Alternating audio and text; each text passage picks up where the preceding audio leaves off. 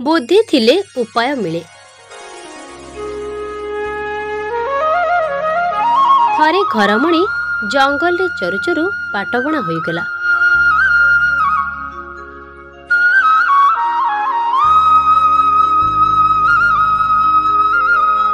हठात ता सामने महाबल बाघ हाजर होईगला। घरमणी को कहिला, मु तते खाइबी।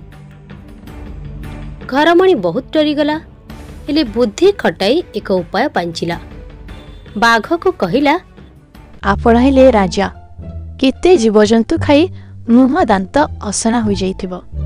आपण जानतु, प्रथमे झरणा पानी रे मुह धोइबे एवं झरणा कूलर मुगुरी पत्थर रे दांत को पजियसी मते खाइबे।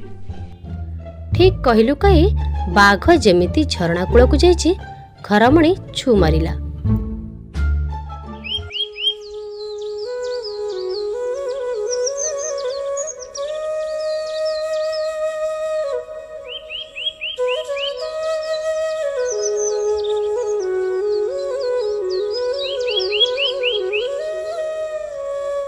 हेले जाऊ जाऊ संध्या होईगला एवं घरमणी गोटे गुंफारे आश्रय नेला।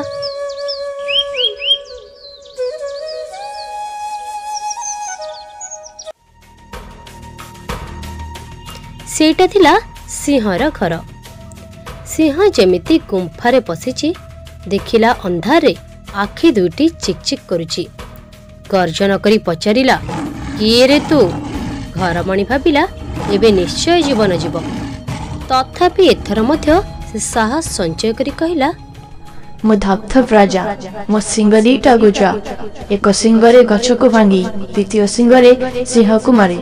यह सुनी सिंह प्राण विकल सेठारु जाई आउ 5टा सिंह को धरी आसिला। तांको गर्जन रे गुंफा थरी उठुताए।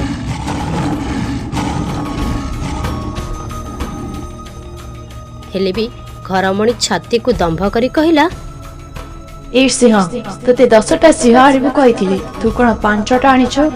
आस तते आग खाइबी। यह सुनी सिंह माने भाबिले, एई सिंह आमको एठी को मारिबा पई आनिछि। जे जेवाडे पारले प्राण विकल रे धाइले।